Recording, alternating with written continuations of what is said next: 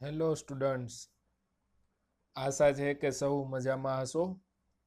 આપણે ધોરણ 9 વિષય વિજ્ઞાનમાં અગાઉના લેક્ચરમાં કોષ કેન્દ્ર વિશે શીખ્યા હતા.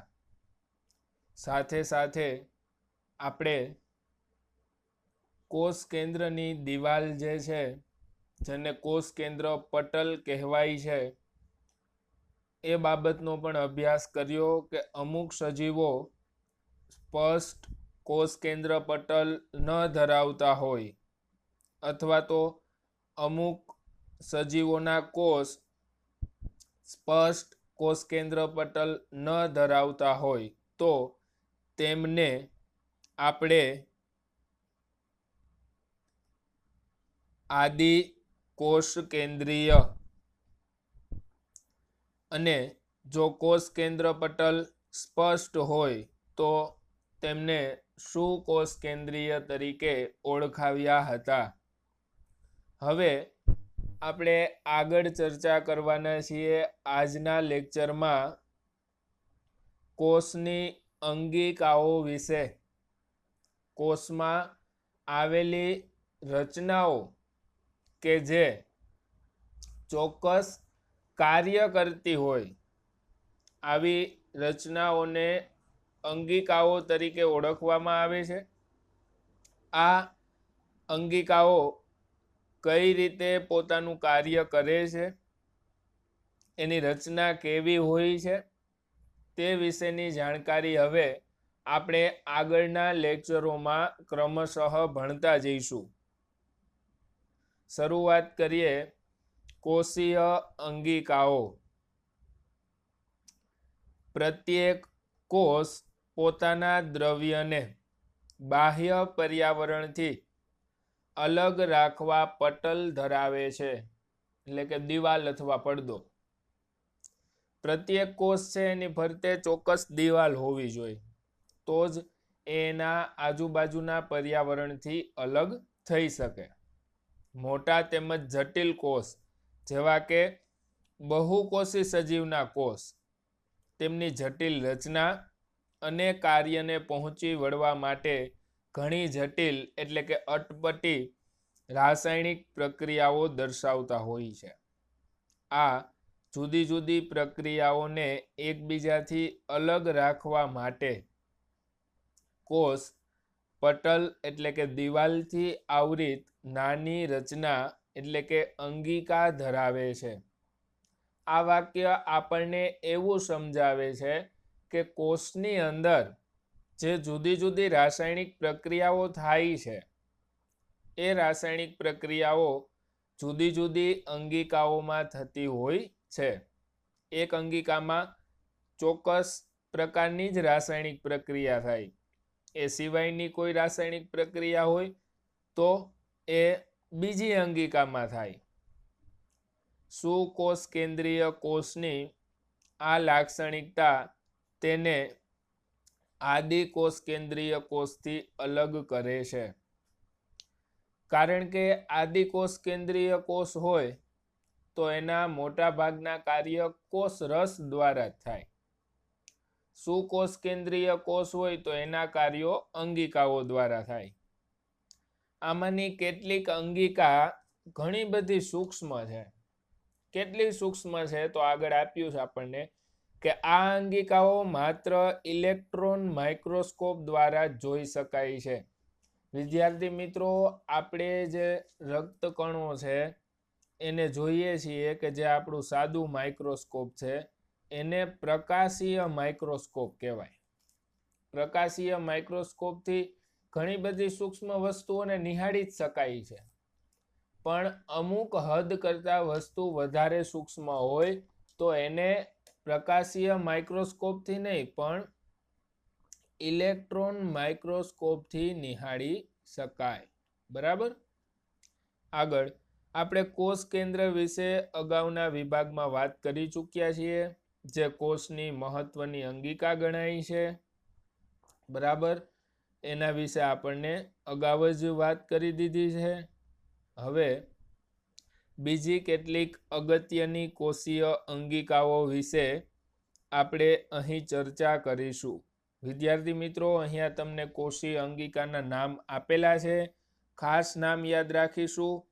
અંતઃકોષરસ ઝાડ, ગોલ્ગી પ્રસાધન, લાઇસોઝોમ્સ, કણાભસૂત્રો અને રંજક કણો. આપણને અહીંયા 5 અંગિકાના નામ આપેલા છે કે જેના વિશે આપણે વિગતે અભ્યાસ કરવાના છીએ. આ અંગિકાઓ અંતઃકોષરસ ઝાડ, ગોલ્ગી પ્રસાધન, લાઇસોઝોમ્સ, કણાભસૂત્રો અને રંજક કણો. આ અંગિકાઓ કોષમાં ઘણા વિશિષ્ટ કાર્યો કરતી હોવાથી ખૂબ અગત્ય એટલે કે ખૂબ મહત્વ ધરાવે છે. હવે અંગિકામાં જ સૌપ્રથમ અંગિકા અંતઃકોષરસ ઝાડ, જેનું શોર્ટ ફોર્મ છે AR. અંતઃકોષરસ ઝાડ પુટિકા એટલે નાની નાની દળીઓ જેવી રચના. પુટિકા અને નલિકા. નલિકા એટલે નળીઓ. પુટિકા એટલે નાની નાની દળી જેવી રચના અને નલિકા એટલે નળી જેવી રચના. નળાકાર નળી જેવી રચના એટલે નલિકા. પુટિકાઓ અને નલિકાઓની મોટી આવૃત જાળીરૂપ રચના ધરાવે છે. તે લાંબી નલિકામય કે ગોળાકાર અથવા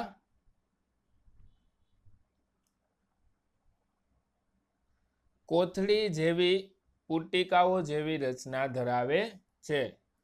જો નલિકા જેવી હોય બરાબર તો લાંબી નળી જેવી રચના હશે, અને પુટિકા હોય તો એની રચના હશે કોથળી જેવી. અંતઃકોષરસ ઝાડની પટલીય સંરચના કોષરસ પટલની સંરચનાને મળતી આવે છે. એટલે કે અંતઃકોષરસ ઝાડની દિવાલ છે, અંતઃકોષરસ ઝાડની જે દિવાલ છે એ દિવાલ કોના જેવી છે? તો કે એ દિવાલ છે કોષરસ પટલ જેવી. કોષરસ પટલ વિશે આપણે અગાઉના લેક્ચરમાં અભ્યાસ કર્યો છે. અંતઃકોષરસ ઝાડ 2 પ્રકારની જોવા મળે છે. એમાં પેલું ખરબચડી અંતઃકોષરસ ઝાડ. અહીંયા તમને કણિકામય નામ પણ આપ્યું છે, પણ તમે ખાસ ખરબચડી યાદ રાખશો. ખરબચડી અંતઃકોષરસ ઝાડ અને લીસી અંતઃકોષરસ ઝાડ. બરાબર. ખરબચડી અંતઃકોષરસ ઝાડનું ટૂંકું નામ છે RER, રેર. અને લીસી અંતઃકોષરસ ઝાડનું શોર્ટ ફોર્મ છે ACR. S એટલે સ્મૂથ અને R એટલે રફ. બરાબર. RER હોય તો રફ એટલે કે ખરબચડી અંતઃકોષરસ ઝાડ, અને S હોય તો સ્મૂથ એટલે કે લીસી અંતઃકોષરસ ઝાડ. RER એટલે કે ખરબચડી અંતઃકોષરસ ઝાડ, એની ખરબચડી સપાટી સૂક્ષ્મદર્શક યંત્રની નીચે ખરબચડી દેખાય છે. બરાબર. જો એમને એની રચના છે તમે જોતા હોય તો તમને લીસી અંતઃકોષરસ ઝાડ અને ખરબચડી અંતઃકોષરસ ઝાડમાં કાંઈ તફાવત લાગે નહીં. પણ સૂક્ષ્મદર્શક યંત્રની મદદથી જોવામાં આવે તો તમને જે ખરબચડી સપાટીવાળી અંતઃકોષરસ ઝાડ દેખાય એ હોય RER એટલે કે ખરબચડી અંતઃકોષરસ ઝાડ. કારણ કે તેની સપાટી ઉપર કણો જેવી રચના આવેલી હોય છે જેને રિબોઝોમ્સ કહે છે. ખરબચડી અંતઃકોષરસ ઝાડ શા માટે ખરબચડી છે? એવી ખરબચડી રચના આવેલી છે અને શું કહેવાય? તો કે ખરબચડી અંતઃકોષરસ ઝાડ છે એની સપાટી ઉપર નાના નાના કણો આવેલા છે. એ કણોના લીધે જ ખરબચડી બને છે, અને જે નાના નાના કણો આવેલા છે એની સપાટી ઉપર એ કણોનું નામ છે રિબોઝોમ્સ. તે બધા જ સક્રિય કોષમાં હાજર હોય છે. એટલે કે અંતઃકોષરસ ઝાડ નામની અંગિકા દરેક કોષમાં જોવા મળતી હોય છે. તે પ્રોટીનનું સંશ્લેષણ કરવાનું સ્થાન છે. એટલે કે પ્રોટીનનું નિર્માણ કરવાનું, સંશ્લેષણ કરવું એટલે નિર્માણ કરવું, બરાબર. પ્રોટીનનું નિર્માણ કરવાનું સ્થાન છે આપણે અંતઃકોષરસ ઝાડ. તે પ્રોટીનનું સંશ્લેષણ કરવાનું સ્થાન છે. ER એટલે કે અંતઃકોષરસ ઝાડ દ્વારા નિર્માણ પામેલા પ્રોટીન્સને કોષમાં જે રીતે જરૂરિયાત હોય તે જરૂરિયાતને આધારે વિવિધ સ્થાનોએ મોકલવામાં આવે છે. તો વિદ્યાર્થી મિત્રો, સૌપ્રથમ આપણને એ વાત કરી કે અંતઃકોષરસ ઝાડ છે એની દિવાલ કોષરસ પટલ જેવી હોય છે. અંતઃકોષરસ ઝાડ બે પ્રકારની હોય છે, લીસી અંતઃકોષરસ ઝાડ અને ખરબચડી અંતઃકોષરસ ઝાડ. ખરબચડી અંતઃકોષરસ ઝાડ હોય એના પર નાની નાની કણિકાઓ જોવા મળે છે, અને આ કણિકાઓને રિબોઝોમ્સ તરીકે ઓળખવામાં આવે છે. હવે અંતઃકોષરસ ઝાડનું કાર્ય, તો કે અંતઃકોષરસ ઝાડ બધા જ સક્રિય કોષમાં જોવા મળે છે. તે પ્રોટીનનું સંશ્લેષણ કરવાનું કાર્ય કરે છે. તેના દ્વારા સંશ્લેષિત થયેલા પ્રોટીનને કોષમાં જરૂરિયાતના આધારે વિવિધ સ્થાનોએ મોકલવામાં આવે છે. SER મતલબ S એટલે સ્મૂથ. તો અહીંયા હવે વાત છે લીસી અંતઃકોષરસ ઝાડની. લીસી અંતઃકોષરસ ઝાડ કોષના અગત્યના કાર્યો માટે જરૂરી ચરબીના અણુ અને લિપિડનું નિર્માણ કરે છે. તો અહીંયા લિપિડ શબ્દ કાઢી નાખવાનો છે. આપણે આ રીતે યાદ રાખીશું કે SER કોષના અગત્યના કાર્ય માટે જરૂરી ચરબીના અણુનું નિર્માણ કરે છે. કોષને ચરબીના અણુની આવશ્યકતા હોય તો આ ચરબીના અણુનું નિર્માણ કોના દ્વારા થશે? તો આપણો જવાબ આવશે SER એટલે કે S એટલે સ્મૂથ એટલે કે લીસી અંતઃકોષરસ ઝાડ. આમાંના કેટલાક પ્રોટીન અને લિપિડ એટલે કે ચરબીના અણુ કોષરસ પટલના બંધારણમાં મદદરૂપ થાય છે. કોષરસ પટલ છે એના બંધારણમાં આજે લીસી અને ખરબચડી અંતઃકોષરસ ઝાડ દ્વારા ઉત્પન્ન થતા પ્રોટીન અને ચરબીના અણુ છે એ કોષરસ પટલનું નિર્માણ થાય એમાં મદદરૂપ થાય છે. આ ક્રિયા પટલના જૈવ સંશ્લેષણ તરીકે પણ ઓળખાય છે. એટલે કે પ્રોટીન અને ચરબી છે એના દ્વારા કોષરસ પટલ છે એનું બંધારણ થાય, એ ક્રિયાને જૈવ સંશ્લેષણ તરીકે ઓળખવામાં આવે છે. આ સિવાય આજે પ્રોટીન અને લિપિડનું અંતઃકોષરસ ઝાડ દ્વારા નિર્માણ થયું એ અંતઃસ્ત્રાવો તરીકે પણ કાર્ય કરે છે. અંતઃસ્ત્રાવો વિદ્યાર્થી મિત્રો આપણા શરીરના અમુક પ્રતિકાર માટે અગત્યના હોય. દાખલા તરીકે ઉંમર વધવાની સાથે વ્યક્તિમાં દાઢી મૂછ જોવા મળે, બરાબર, તો એની પાછળના જવાબદાર કારણ અંતઃસ્ત્રાવ છે. બીજું એક જાણીતું ઉદાહરણ આપું કે ડાયાબિટીસ નામનો જે અસાધ્ય રોગ છે કે જેનો કોઈ એવો ચોક્કસ ઇલાજ નથી કે એ દવા લઈ તો ડાયાબિટીસ મટી જાય. તો આ ડાયાબિટીસ નામનો જે અસાધ્ય રોગ છે એ પણ અંતઃસ્ત્રાવોના લીધે જ થાય છે.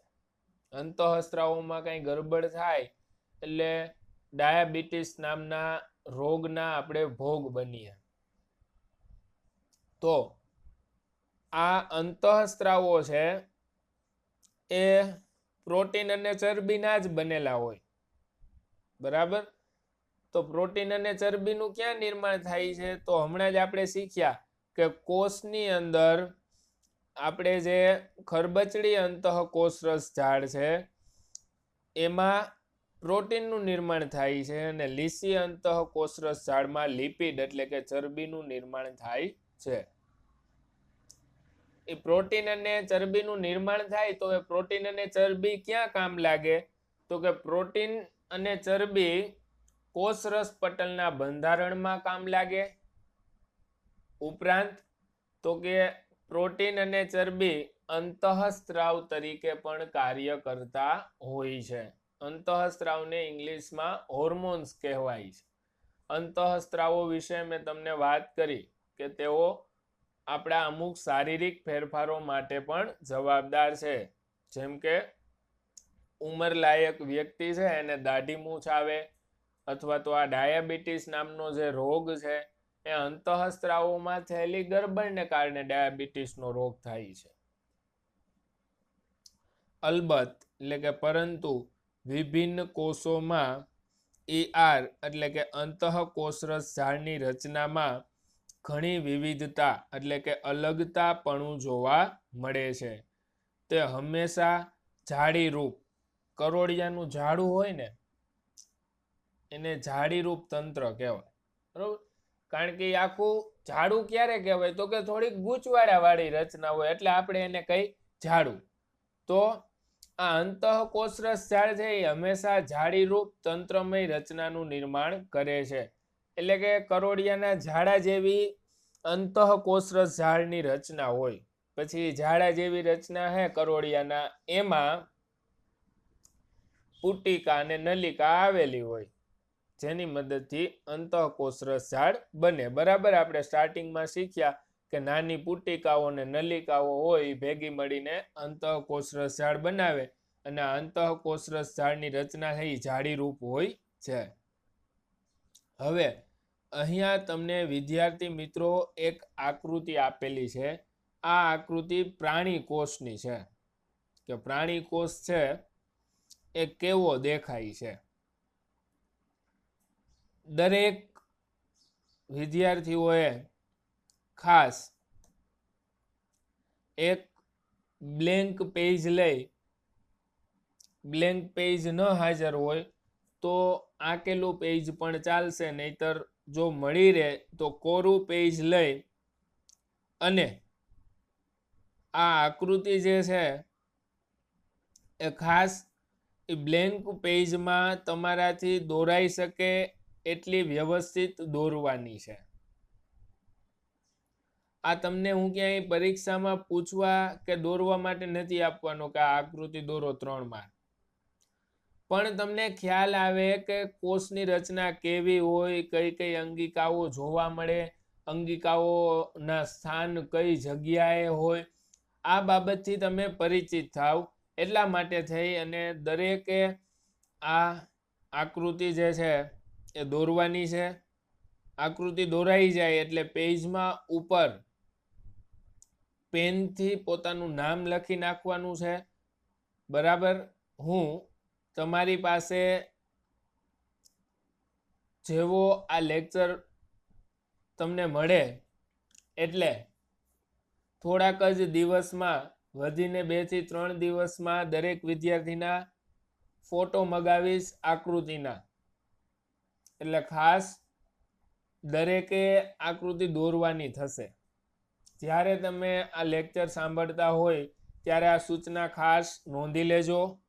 જેવી દોરાય એવી આકૃતિ દોરવાનો આપણે પ્રયત્ન કરીશું. બરાબર. કદાચ બહુ સારી આકૃતિ આપણાથી ન થાય પણ આપણો પ્રયત્ન સારો હોવો જોઈએ. ક્લિયર? હવે આગળ કે ER એટલે કે અંતઃકોષરસ ઝાડ અન્ય શું કાર્ય કરે છે એના વિશે માહિતી લઈએ તો આમ કોષ કેન્દ્ર અને કોષરસ વચ્ચે કે પછી કોષરસના વિવિધ પ્રદેશોમાં, તમે એમ પણ કહી શકો કે કોષ રસમાં અંતઃકોષરસ ઝાડના દ્રવ્યો વહન માટે માર્ગ તરીકેનું પણ કાર્ય કરે છે. વિદ્યાર્થી મિત્રો, કોષમાં એક દ્રવ્યને એક જગ્યાએથી બીજી જગ્યાએ લઈ જવાનું થાય. કોષમાં કોઈ દ્રવ્યને એક જગ્યાએથી બીજી જગ્યાએ લઈ જવાનું થાય તો ત્યારે પણ આપણે જે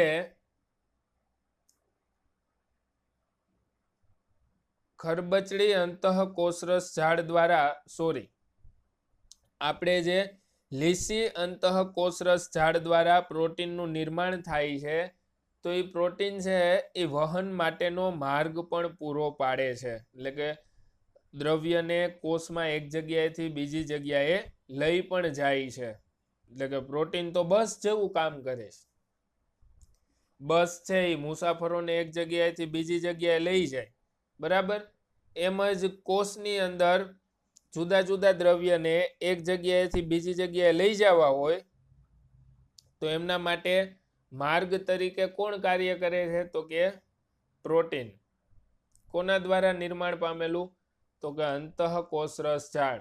લીસી કે ખરબચડી તો આવશે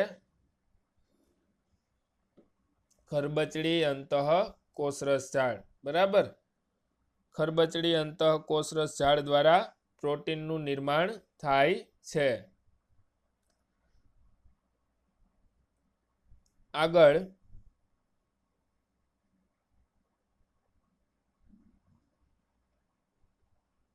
કોષની કેટલીક જૈવ રાસાયણિક પ્રવૃત્તિ માટે અંતઃકોષરસ ઝાડ કોષરસીય બંધારણીય સપાટી પૂરી પાડે છે. તો વિદ્યાર્થી મિત્રો, અહીંયા તમારે શું યાદ રાખવાનું છે કે કોષની કેટલીક જૈવ રાસાયણિક પ્રવૃત્તિ એટલે કે જૈવ રાસાયણિક પ્રક્રિયા માટે અંતઃકોષરસ ઝાડ છે એ સપાટી પૂરી પાડે છે. રાસાયણિક પ્રક્રિયા થવા માટે કોઈક સ્થાન એટલે કે કોઈક જગ્યા તો હોવી જોઈએ ને, જગ્યાની જરૂર પડે રાસાયણિક પ્રક્રિયા થવા માટે. તો એ રાસાયણિક પ્રક્રિયા થવા માટે આ જે અંતઃકોષરસ ઝાડ છે એ સપાટી પણ પૂરી પાડે છે. આગળ પૃષ્ઠવંશી પ્રાણીઓમાં એટલે કે પીઠ ધરાવતા પ્રાણીઓમાં યકૃતના કોષોની એસીઆર એટલે કે યકૃતના કોષમાં આવેલી એસ એટલે સ્મૂથ એટલે કે લીસી અંતઃકોષરસ ઝાડ ઘણા વિષારી દ્રવ્યો એટલે ઝેરી દ્રવ્યો, ઝેરી ઇન ધ સેન્સ ઓફ કે શરીર માટે નુકસાનકારક હોય એવા દ્રવ્યો, વિષારી દ્રવ્યો અને દવાઓને બિનવિષારક બનાવવાની અગત્યની ભૂમિકા ભજવે છે. તો વિદ્યાર્થી મિત્રો, યકૃત આપણા શરીરમાં જે છે કે જેને આપણે લીવર તરીકે ઓળખીએ છીએ, બરાબર. આપણે યકૃત છે એ આપણો શુદ્ધ ગુજરાતી શબ્દ છે, પણ લીવર છે એ ઇંગ્લિશ વર્ડ છે. તો આ જે યકૃત છે એ યકૃતના અંદર પણ કોષ આવેલા હોય, બરાબર. યકૃતના જે કોષ છે એમાંય અંતઃકોષરસ ઝાડ હોય. તો એ યકૃતના કોષમાં આવેલી અંતઃકોષરસ ઝાડ યકૃતમાં પ્રવેશેલા વિષારી દ્રવ્યોને બિનવિષારક બનાવવામાં મહત્વની અથવા તો અગત્યની ભૂમિકા ભજવે છે. આપણે પીઠ ધરાવતા સજીવો છીએ એટલે આપણા શરીરમાં જે યકૃત આવેલ છે એ યકૃતના કોષોમાં આવેલી અંતઃકોષરસ ઝાડ જો યકૃતમાં કોઈ ઝેરી દ્રવ્યો દાખલ થયા હોય તો એને બિનઝેરી બનાવવામાં એ અંતઃકોષરસ ઝાડ છે મદદરૂપ થાય છે. તો આપણને પ્રશ્ન થાય કે આવા ઝેરી દ્રવ્યો કઈ રીતે દાખલ થઈ શકે? તો દવાના માધ્યમ દ્વારા દાખલ થઈ શકે, દવાનું રિએક્શન આવે તો, બરાબર. એ પછી આલ્કોહોલ એટલે કે કોઈ વ્યક્તિ દારૂનું સેવન કરતા હોય, દારૂ પીતા હોય તો પણ આવા ઝેરી દ્રવ્યોનું શરીરમાં નિર્માણ થઈ શકે. એ દ્રવ્યો કોઈ એટલા બધા ઝેરી દ્રવ્યો નથી કે સજીવનું મૃત્યુ થઈ જાય, બરાબર. પણ આપણે એ દ્રવ્યો યકૃતને નુકસાન કરતા હોય તો એ ઝેરી દ્રવ્યને બિનઝેરી બનાવવામાં પણ યકૃતના કોષમાં આવેલી અંતઃકોષરસ ઝાડ મદદરૂપ થાય છે. ત્યારબાદ બીજી અંગિકા વિશે શીખીએ એ પહેલા ફરી પાછો આપણને વિદ્યાર્થી મિત્રો એક કોષ આપેલો છે. આ જે કોષ છે એ વનસ્પતિ કોષ છે. એટલે કે વનસ્પતિમાં જે કોષ જોવા મળતા હોય એની સામાન્ય રચના દર્શાવેલી છે. અગાઉ જે કોષની આકૃતિ તમારે દોરવાની વાત થઈ એ આકૃતિ હતી પ્રાણી કોષની. તો અગાઉની સૂચના મુજબ જ વનસ્પતિ કોષની આકૃતિ પણ દોરવાની રહેશે. પણ પહેલા પ્રાણી કોષની આકૃતિ કમ્પ્લીટ કરી રાખજો. એના 2-3 દિવસ પછી હું વનસ્પતિ કોષની આકૃતિના ફોટો મગાવીશ, બરાબર. પહેલા પ્રાણી કોષ છે એ કમ્પ્લીટ કરવાનો છે, જે અગાઉ કોષની આકૃતિ આવી એ. અને ત્યારબાદ 2-3 દિવસની અંદર વનસ્પતિ કોષની આકૃતિ આપણે કમ્પ્લીટ કરીશું. અહીંયા એક અંગિકા વિશે આપણે ભણી ગયા, અંતઃકોષરસ ઝાડ. અંતઃકોષરસ ઝાડ છે જાડીમય રચના છે જે નલિકાઓ અને પુટ્ટિકાઓથી બનેલી છે, બરાબર. 2 પ્રકારની હોય, લીસી અંતઃકોષરસ ઝાડ અને ખરબચડી અંતઃકોષરસ ઝાડ. બંનેના ચોક્કસ કાર્ય છે કે ખરબચડી અંતઃકોષરસ ઝાડ છે પ્રોટીનનું નિર્માણ કરે છે, લીસી અંતઃકોષરસ ઝાડ લિપિડનું નિર્માણ કરે છે. આ પ્રોટીન અને લિપિડ છે એ કોષરસ પટલના બંધારણમાં મદદરૂપ થાય છે, અંતઃસ્ત્રાવ તરીકે કાર્ય કરે છે. પછી જુદા જુદા દ્રવ્યને કોષમાં એક જગ્યાએથી બીજી જગ્યાએ મોકલવો હોય તો માર્ગ પૂરો પાડે છે. આ બધી બાબતની આપણે અંતઃકોષરસ ઝાડમાં ચર્ચા કરી. અંતઃકોષરસ ઝાડ વિશે વ્યવસ્થિત શીખવા માટે થઈ ખાસ મુદ્દાઓ તૈયાર કરીને આપણે રફ બુકમાં અંતઃકોષરસ ઝાડની જે આખી માહિતી આપેલી છે એને 3 વખત લખીશું. એકદમ ધ્યાન કેન્દ્રિત કરીને 3 વખત લખવું કે જેથી આપણને જીવ વિજ્ઞાનની આ પ્રકારની થિયરીઓ પણ સહેલી લાગવા લાગે, બરાબર. ચાલો, આજે અંતઃકોષરસ ઝાડ વિશે શીખી ગયા છીએ. નવી અંગિકા વિશે અભ્યાસ કરીશું પણ નેક્સ્ટ લેક્ચરની અંદર. ત્યાં સુધીમાં તમે અંતઃકોષરસ ઝાડ વિશે રફબુકમાં 3 વખત લખવાનું છે વ્યવસ્થિત રીતે, જેથી કરીને આપણને અંતઃકોષરસ ઝાડનો ખ્યાલ મળી જાય. ઉપરાંત પહેલા પ્રાણી કોષની આકૃતિ, જો શક્ય હોય તો બ્લેન્ક પેજમાં, નહીતર આંકેલા પેજમાં પણ ચાલશે. અને પછી વનસ્પતિ કોષની આકૃતિ પેજમાં ઉપર બોલપેનથી તમારું નામ ખાસ લખવાનું છે, નામ પેન્સિલથી લખવાનું નથી, બરાબર. આ લેક્ચર જ્યારે તમે જોશો એના 3 દિવસ પછી જ એ આકૃતિ મંગાવવામાં આવશે. પહેલા પ્રાણી કોષની, પછી વનસ્પતિ કોષની. અને નવી અંગિકા વિશે આપણે નેક્સ્ટ લેક્ચરમાં અભ્યાસ કરીશું. ત્યાં સુધીમાં જે કાંઈ શીખ્યા છો એ વ્યવસ્થિત લખીને પાકું કરી રાખજો.